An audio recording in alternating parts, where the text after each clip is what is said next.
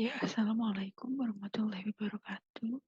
Pada kesempatan kali ini, saya akan sedikit memaparkan review dari buku The Quran and Normative Religious Pluralism, Mathematic Study of the Al-Quran atau Al-Quran dan Pluralisme Beragama Normatif, sebuah studi tematik dari Al-Quran karya Arif Jamil Abdullah. Ya, kita masuk bagian pengantar. Jadi secara garis besar memang pluralisme beragama adalah konsep yang kompleks dan mengakomodasi banyak definisi dan banyak perbedaan yang signifikan, baik dalam hal tema, cakupan, maupun area masalahnya. Dan ketidakmampuan memang untuk membedakan berbagai jenis perbedaan tersebut tadi dalam konteks pluralisme beragama yang berbeda, ini akan menyebabkan pemahaman yang keliru atau pemahaman yang salah atau membingungkan dan kesimpulan yang menyesatkan, dan tentunya ini akan berujung pada perpecahan. Dikarenakan juga adanya klaim kebenaran agama atau adanya klaim keselamatan agama yang memang tidak bisa diredam, ini tentu inheren dalam memecah belah dan sehingga diperlukan untuk pemahaman yang lebih mendalam dan juga hal-hal yang bisa untuk mengurangi daripada perpecahan tersebut. Isu pluralisme agama yang normatif memang belum pernah dipelajari secara tematis dan holistik atau keseluruhan. Jadi memang beberapa tokoh ataupun pemikir yang sudah sebelumnya membahas tentang isu ini kebanyakan pada unit-unit yang terfragmentasi ataupun terpisah-pisah, belum dalam suatu pembahasan yang lebih komprehensif. Jadi penulis berniat untuk memberikan gambaran yang lebih komprehensif tentang panduan di dalam Al-Quran mengenai pluralisme agama yang normatif tersebut. Nah, memang kita selain harus toleran dan menghormati agama orang lain, menganjurkan kebebasan beragama dan perdamaian bersama. Ini juga sebagai umat Islam pada khususnya juga harus terlibat secara intelektual dalam masalah keberadaan beragama ataupun tetap mempertahankan kualitas berprinsip Islam sendiri tanpa mengkategorikan ataupun menyalahkan orang-orang yang menolaknya ke dalam kebinasaan.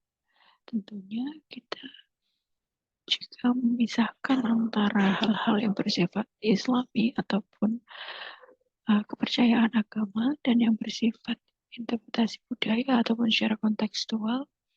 Ini kita akan menemukan banyak contoh di dalam Al-Quran tentang bagaimana hidup dalam keberagaman. Dan ini dipandang sebagai hal yang cukup cocok dalam konteks globalisasi dan realita kehidupan sekarang ini. Sehingga memang penulis tertarik untuk kemudian membahas lebih mendalam dan lebih holistik secara tematik khusus tentang tema pluralisme beragama di dalam Al-Quran. Berikut adalah gambaran dari bab yang ada di dalam buku ini tersebut. Pada pemaparan kali ini saya akan lebih berfokus kepada bab pertama, kedua, dan keempat. Kita akan masuk ke bab pertama atau pengertian ataupun perspektif dari. Jadi banyak tokoh yang sebelumnya sudah memberikan pemaparan yang ataupun gagasan tentang pluralisme agama ini. Penulis berusaha untuk mengumpulkan dan menganalisis lebih lanjut beberapa pandangan atau gagasan yang disampaikan oleh penulis-penulis sebelumnya, seperti yang pertama dalam buku On Interpretation of Religion, Human Response to the Transcendent, karya Hicks tahun 89, ini mengkaji tentang pluralisme agama dalam pengertian yang paling luas.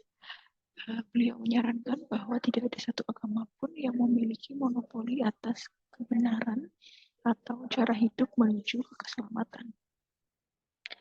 Dan di sini tentunya ada pandangan lain dalam buku Teologi and Religious Pluralism, The Challenge of Other Religion, Davin da Costa ini juga selanjutnya mengkritik atau bertolak belakang bahwa pandangan tentang kepernikan baru atau pandangan dari Hicks ini sepertinya bergantung pada asumsi-asumsi agnostik. Kemudian perspektif lain dari Hans Kuhn dalam bukunya Global Responsibility in Search of a New World Ethic tahun 1991, ini tentunya banyak membahas tentang pluralisme beragama, dan tampaknya beliau ini berusaha untuk menggeser pertanyaan dari pluralisme agama di tingkat teologis yang kuat dalam arti manusia yang mencari keselamatan ke tingkat yang lebih etis. Ini juga menurut beliau dalam bukunya ini, Krisis Moral Pasca Modern, ini adalah sebuah kesempatan memang untuk semua agama berada di bawah bendera tanggung jawab bersama-sama bertanggung jawab untuk menyelamatkan dunia dari krisisnya. Sehingga beliau ini mengusulkan sebuah konteks pluralisme agama yang disebut strategi ekumenis, atau yang didasarkan pada gagasan bahwa semua agama utama memiliki kekayaan spiritual dan etika potensial, dan bahwa fondasi agama bersama untuk nilai-nilai kemanusiaan dapat didirikan dengan kriteria etis universal, yakni martabat manusia. Namun sangat penting bahwa setiap agama menyadari bahwa melalui kritik diri bahwa batas antara kebenaran dan ketidakbenaran tidak sama dengan a priori dengan batas antara agama kita sendiri dan agama lain. Lainnya di buku karya Muhammad Amara dalam judul Islam and Pluralism tahun 1997, beliau sampai pada kesimpulan bahwa menurut Islam pluralisme bukan hanya gagasan, tapi juga bukan hanya gagasan tentang bagaimana toleran terhadap orang lain, tapi ini merupakan tahap awal yang merupakan hukum yang ilahiyah juga, yang berfungsi di alam semesta sesuai dengan sifat manusia. Jadi beliau berpendapat bahwa tidak ada makna universalitas ataupun makna universal dalam karakter Islam ini tanpa adanya pluralisme. Beliau juga mendefinisikan pluralisme dalam pandangan Islam sebagai pluralisme yang seimbang dan menghindari semua ekstrim di kedua sisi. Dalam buku beliau yang lain, Pluralisme Pandangan Islam dan Tantangan Barat, Muhammad Amara ini secara khusus memberikan contoh bahwa memang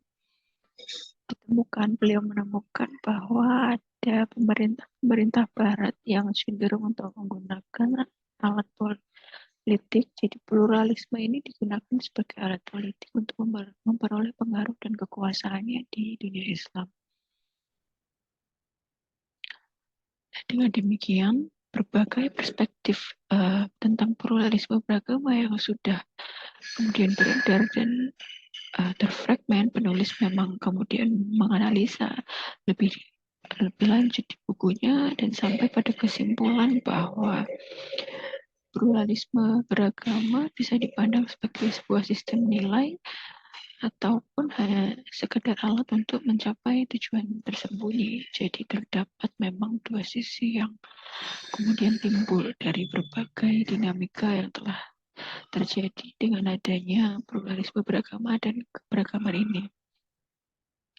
Sehingga kemudian perlu untuk kita bedakan, kita analisis secara mendalam bahwa pluralisme beragama ini bukan hanya sekedar untuk alat mencapai tujuan tersembunyi yang tentunya hanya untuk sebagian yang kurang baik saja. Sehingga untuk kemudian dari berbagai pandangan dan perspektif, bisa juga kita temukan bahwa terdapat 4 pengertian pluralisme secara etimologi ataupun secara histori perkembangannya ya. Bahwa kata pluralisme ini memiliki makna sebuah istilah dalam administrasi gereja yang berasal dari kata jamak dari bahasa Perancis lama, plurial yang berarti lebih dari satu, ataupun dari bahasa Latin pluralis yang berarti memiliki lebih dari satu. Atau dalam konteks lain, dalam ilmu filsafat, pluralisme bisa diartikan sebagai sebuah teori yang mengakui lebih dari satu prinsip utama. Dalam konteks ilmu politik, pluralisme adalah sebuah istilah yang menyampaikan untuk sebuah teori yang menentang kekuasaan negara monolitik. Dan yang terakhir bisa didefinisikan bahwa pluralisme adalah toleransi terhadap keberagaman dalam masyarakat atau negara. Nah, dari bab pertama kita sudah bisa menemukan definisi bahwa ada banyak sekali spektrum definisi dan konteks dari pluralisme beragama yang perlu memang kita dalami dan tidak bisa langsung pada kesimpulannya. Kemudian masuk ke bab kedua adalah landasan etis dari pluralisme agama normatif di Al-Quran. Nah, untuk bab kedua ini memang penulis berusaha untuk menemukan landasan etis yang mungkin beberapa tokoh mengatakan bahwa pemikiran Islam ini terkadang agak sulit untuk dipisahkan dengan antara yang bersifat agama dengan yang bersifat etis, karenanya perlu untuk lebih diperjelas lagi pada bab kedua ini dan lebih lanjut juga penjelajahan petunjuk-petunjuk dalam Al-Quran terkait dengan fitur-fitur dan landasan etis ini memungkinkan juga untuk menjadi pemicu ataupun jadi pemeriksaan juga untuk klaim eksklusif yang memang menolak segala kewajiban moral terhadap orang-orang yang beriman dengan damai dari keyakinan yang berbeda. Landasan etis yang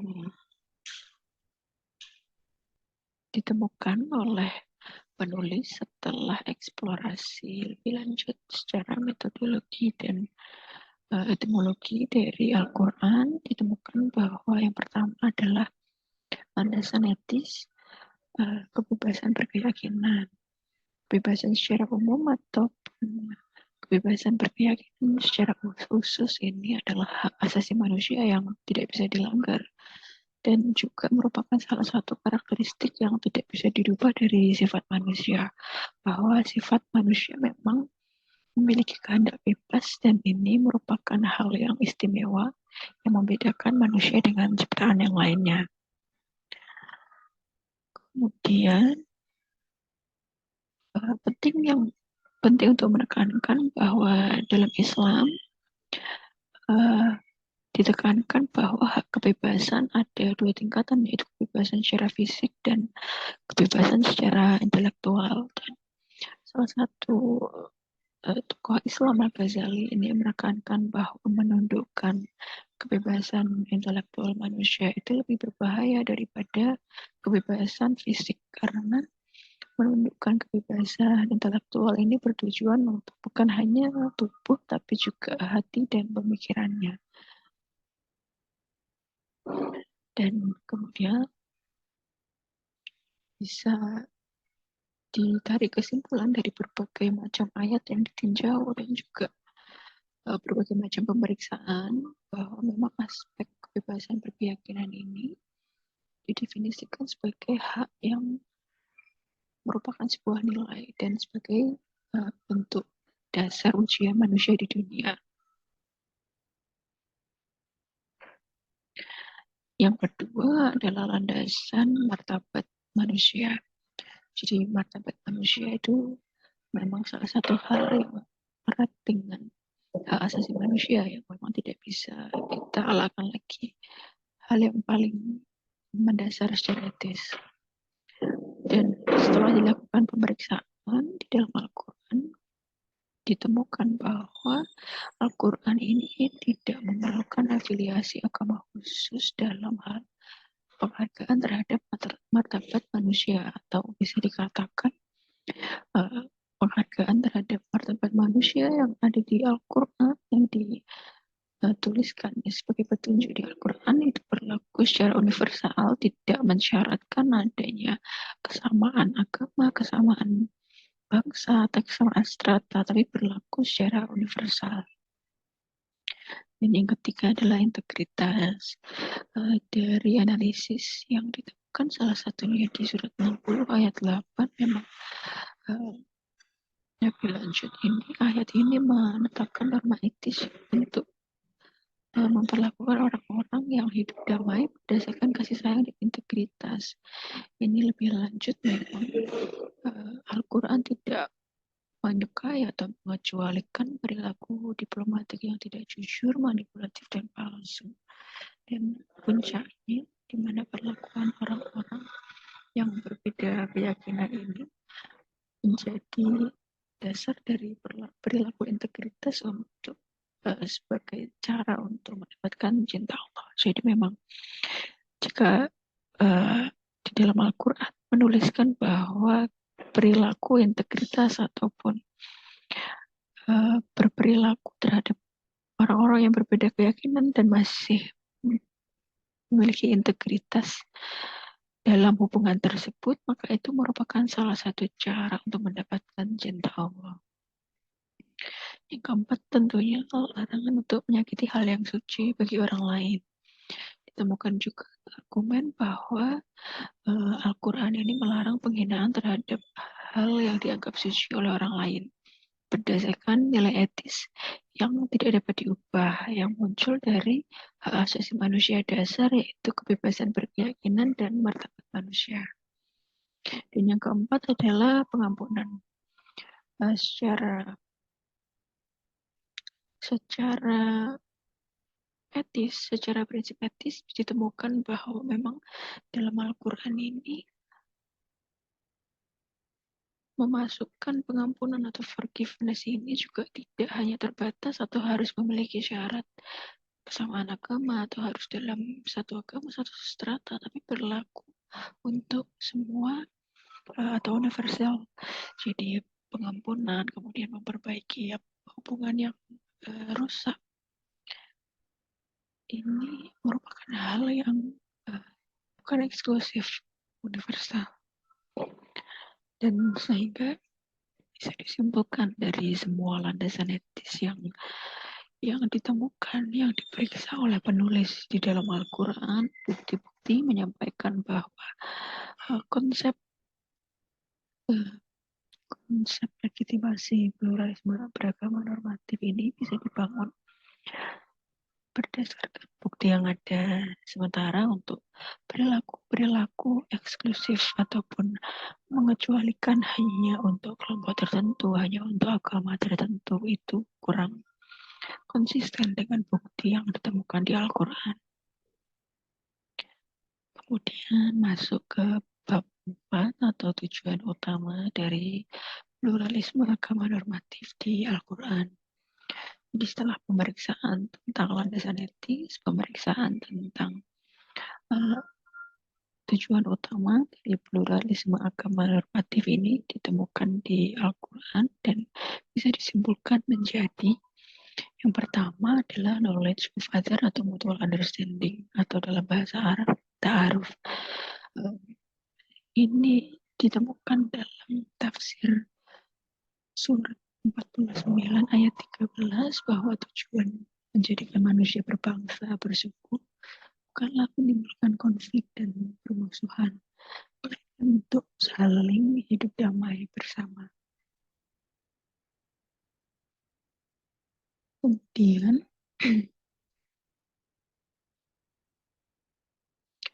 tujuan yang selanjutnya adalah cooperation with other writers and piety atau mutual engagement. Ini ditemukan dalam analisis ayat kedua surat 5 bahwa ada kewajiban kita untuk bekerja sama dalam kebaikan dan ketakwaan dan tidak tunduk pada penghapusan ataupun pembatasan. Kemudian tujuan utama selanjutnya adalah mutual contribution atau competing with other in good work. Ini juga ditemukan bahwa Al-Quran ini diperintahkan dalam Al-Quran bahwa umat manusia ini juga didorong untuk beraktif dan memberikan kontribusi yang sehat yang mengarahkan pada keunggulan dan pengembangan masyarakat. Yang selanjutnya adalah mutual support. Ini disampaikan pada surat 22 ayat 39 sampai 49. Cakupan tujuan Al-Quran mencakup secara universal semua pihak yang melindungi kebebasan beragama dan menolak segala jenis penindasan. Dari berbagai sumber tafsir Al-Quran dan juga berbagai analisis yang sudah dilakukan,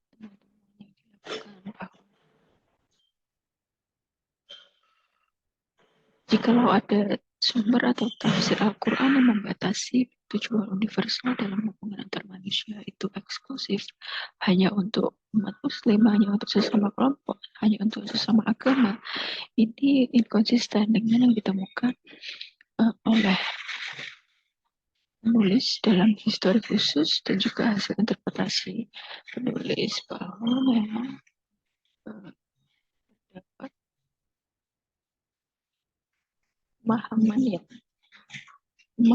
lebih holistik dan pendekatan tematis yang lebih holistik terhadap Al-Quran, bahwa secara universal memang Al-Quran mendukung 4 tujuan utama antar hubungan manusia yang ini berurutan, yaitu saling memahami, saling terlibat, berlomba-lomba dalam kebaikan atau saling berkontribusi dalam kebaikan, dan saling mendukung.